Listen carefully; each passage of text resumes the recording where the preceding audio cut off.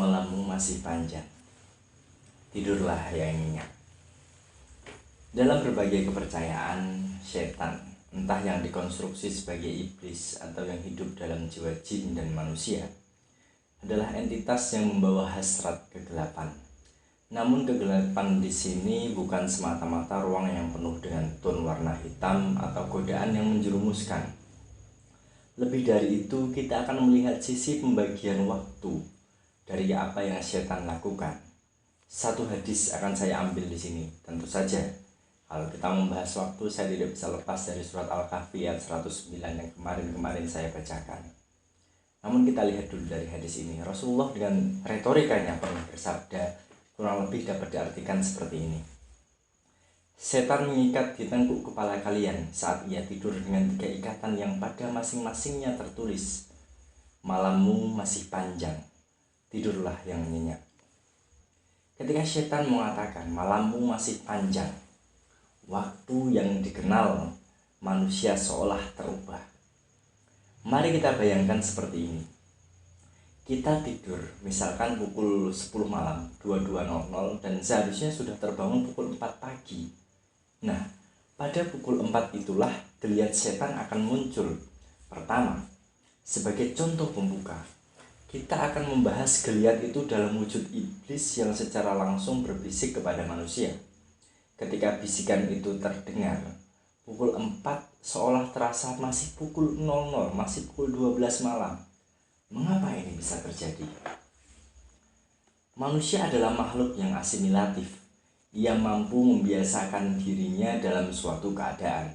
Dan apabila manusia sudah mengasimilasi suatu keadaan, ia akan terus menyimpan memori dari asimilasi yang sudah ia lakukan dalam setiap geraknya. Setiap perasaannya pun akan berpengaruh. Misalkan, ada seorang yang merasa bahwa waktu yang ia habiskan bersama pasangannya seperti begitu cepat habis dan ingin rasanya untuk memperpanjang waktu itu. Ia akan selalu terjebak dalam perasaan itu selama konstruksi asmara dalam dirinya masih ada pada tingkatan yang sama. Dalam hal ini, yang biasanya merasakan gejolak asmara semacam ini adalah manusia-manusia yang kasmaran, manusia-manusia yang seolah dilingkupi oleh kebahagiaan. Dunia serasa milik berdua.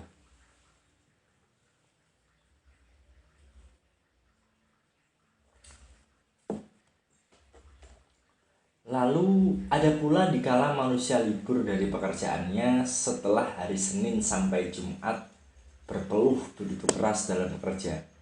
Di hari Sabtu, ia akan merasakan waktu istirahat sangat panjang sebab ia tak melakukan kegiatan apapun. Niatnya adalah untuk beristirahat. Dan anehnya, ketika hari sudah pada hari Minggu, hari seperti terasa begitu cepat selesainya dan ia harus bertemu lagi dengan hari Senin. Bekerja lagi. Waktu tidur adalah kesempatan untuk berada di alam bawah sadar lebih banyak daripada di alam sadar. Alam itu dipenuhi oleh mimpi. Segala macam realita yang pernah dirasakan ketika masih terjaga seolah lebur. Manusia bisa menciptakan utopia apa saja di sini. Menaiki mobil terbang, menjadi seorang pelari cepat seperti superhero The Flash, bukanlah hal yang tak mungkin. Sekali lagi, bukanlah hal yang tak mungkin. Nah, disinilah bisikan setan itu mewujudkan utopia yang nyata. Ia menggabungkan perasaan kesenangan yang selalu diinginkan manusia dengan lama waktu yang selalu diinginkannya pula. Padahal dari contoh sebelumnya, mereka berseberangan. Apabila senang, maka waktu terasa sedikit. Apabila hal itu terasa menyesakkan, tidak menggembirakan, maka waktu terasa sangat lama. Perlu diingat bahwa yang dibahas di sini adalah penggabungan dua hal itu, bukan konstruksi mimpi. Ingat, yang digabung adalah perasaan senang dan waktu yang lama, bukan konstruksi mimpi. Barangkali bisikan setan itu, kalau boleh saya meminjam istilah dari Karl Marx, menjelma kesadaran palsu di alam bawah sadar. Ia menuntun manusia untuk terus merasakan kenyamanan sementara waktu terasa berjalan begitu lambat. Sehingga ketika ia berkata, setan tadi, malammu masih panjang, tidurlah yang nyenyak. Waktu dalam realita berjalan sebagaimana biasa, namun waktu dalam perasaanmu berjalan sangat lambat. Ini masih tahap pertama. Pada tahap kedua, setan yang bergerak adalah sistem hasrat dalam diri manusia ataupun jin. Ketika asimilasi yang dimanfaatkan setan dalam bentuk iblis tadi di tahap pertama berhasil, maka gear penggerak hasrat dalam diri manusia ataupun jin tentunya akan bergerak dengan sendirinya. Seperti para pekerja yang diberikan jadwal, mereka akan bergerak mengikuti jadwalnya.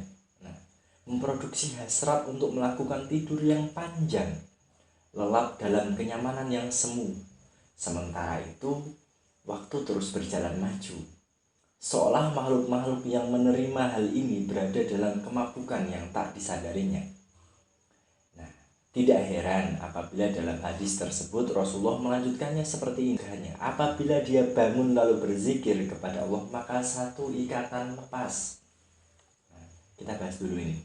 Tahap pertama tadi, kita bisa membayangkan panjangnya waktu yang palsu itu seolah dipotong setengah. Dalam kisah-kisah fantasis, kita seringkali melihat tokoh utama selalu dibimbing oleh suara-suara, cahaya-cahaya atau tanda-tanda lainnya. Barangkali bisa aku beri contoh dalam novel atau film Harry Potter dalam sequel The Deathly Hallows Part 2. Di saat yang sangat genting dan terjadinya perpecahan antara Harry dan Ron, mereka dipertemukan kembali oleh cahaya mata Patronus berwujud rusa betina yang mengarahkan mereka pada pedang Gryffindor di bawah danau yang beku. Nah, zikir atau doa bangun tidur pun adalah konsep spiritual yang memunculkan suara petunjuk. Ada di batin kita yang tersesat di alam waktu palsu yang diciptakan setan dalam diri kita tadi. Ketika kita sudah terbiasa berzikir atau berdoa setelah bangun tidur, itu akan mengalirkan sebagian nurani. Dengan sendirinya, suara kita akan menuntun kita untuk terbangun, bukan hanya dalam tidur, tetapi dalam berbagai hal yang membuat kita terlena oleh kemalasan. Yang kedua adalah apabila dia berwudu, satu ikatan lagi akan lepas. Setelah doa, kemudian wudhu. Apa sebenarnya yang didapat dari wudhu? Adalah percikan ilmu yang Allah miliki. Seperti surat Al-Kahfi, ilmu Allah itu turun atau muncul dalam konsep lautan. Air adalah lautan.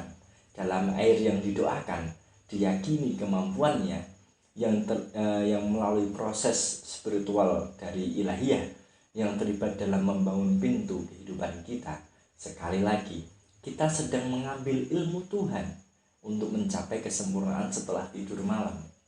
Nah, akhirnya ikatan 3 dilepas dengan cara, dan apabila dia sholat, satu ikatan akan lepas lagi. Nah, ini pada ikatan yang ketiga, pada tahap yang ketiga ini, sholat adalah simbol dari gerakan fisik dan spiritual. Dengan menggabungkan keduanya, kehidupan seolah dimulai dengan kebaikan. Dalam hal apapun, kita seringkali terjebak dalam kenyamanan. Oleh sebab itu, dalam sehela nafas, kita mengambil niat untuk bergerak, sehingga jiwa kita akan terbangun seutuhnya. Nah, untuk tidak terbatas pada konsep Islam saja, gerak itu pernah diambil oleh siapa? Ada contoh film Denial, bisa dicari di Google. Seorang penulis sejarah, dia selalu hobi lari 2 km setiap bangun pagi. Bangun paginya jam berapa? Antara jam 3 sampai jam setengah 5 pagi.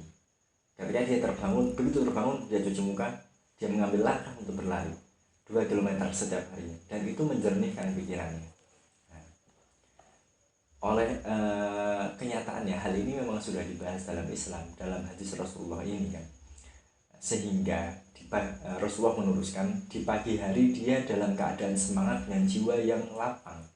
Namun jika dia tidak melakukan hal itu, maka di pagi hari jiwanya kotor dan dia menjadi malas. Nah, kita sampai pada sebuah penghujung bahwa ketika semua tahapan itu dilalui dan semua ikatan sudah terlepas, ada sebuah kesimpulan yang bisa saya tarik. Itulah hakikat waktu dari sebuah rayuan setan yang berkata, malammu masih panjang, tidurlah yang nyenyak. Waktu seolah menipu perasaan kita, seolah begitu panjang dan menyenangkan. Namun kita harus bangun dan bersiap menghadapi kenyataan.